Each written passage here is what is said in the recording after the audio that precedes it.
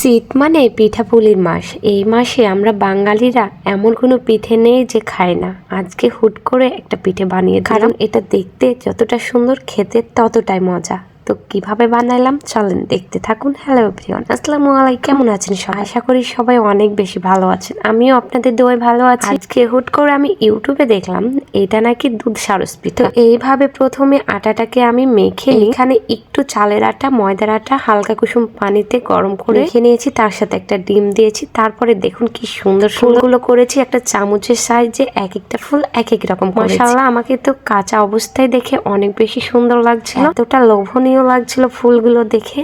তো তারপরে আমি কিছুটা তেল দিই, হালকা আছে সবগুলো বা পিঠেগুলো একটা একটা করে দিয়ে নিলাম লো আছে, কারণ যদি আমি হাই হিটে ভেজে ভিতরটা কাঁচা হয়ে থাকবে, ওপরটা লাল হয়ে যাবে।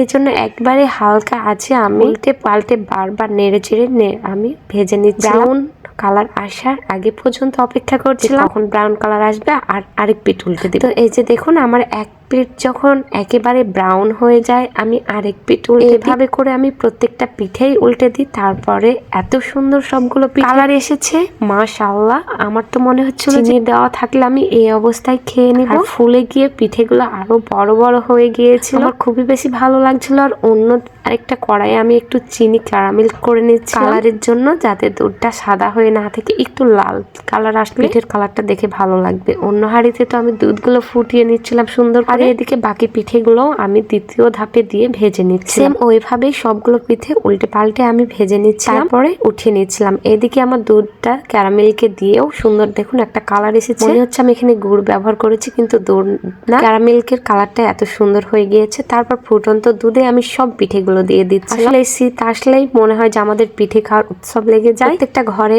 ঘরে দেখবেন যে শীতকালে কিছু না কিছু পিঠে বানাবে। আর এই পিঠে আমার এত বেশি পছন্দ হয়েছে, খেতে অনেক বেশি মজা হয়েছে। হয়তো আপনারা দেখেই বুঝতে পারছেন যে এটা কতটা মজাদার হবে। যারা এখনো খাননি অবশ্যই ট্রাই করে দেখতে পারেন। যদিও বা আমি ফার্স্ট টাইম আমি বানিয়েছি ইউটিউব দেখে, কিন্তু খুব পারফেক্ট হয়েছে মাশাআল্লাহ, অনেক সুন্দর হয়েছে। তো আমি এটা রাত্রে খেয়েছিলাম, কিন্তু সকালে উঠে যখন খাচ্ছিলাম আমার কাছে কেন জানি এটা বেশি মজা মনে হচ্ছিল। যারা ময়দাটা ইউজ করতে চান না তারা সুজি ব্যবহার করতে পারেন, কারণ সকালবেলা একটু শক্ত ভাবটা চলে আসে ময়দার জন্য। সুজি দিলে সে শক্ত ভাবটা আসে না, নরম ভাব আসে, কিন্তু খেতে অনেক মজা হয়েছে। যাই হোক, আমার পিঠের ভিডিওটা কেমন লাগলো অবশ্যই কমেন্ট করে জানাবেন। যদি আপনাদের ভালো লেগে থাকে অবশ্যই লাইক, কমেন্ট আর ফলো দিয়ে আমার পেজের সাথেই থাকবেন, যাতে পরবর্তী ভিডিওগুলো আপনারা দেখতে পারেন। ততক্ষণ ভালো থাকবেন। আল্লাহ হাফেজ। হুট করে আবার চলে আসবো নতুন আরেকটি ভিডিওতে।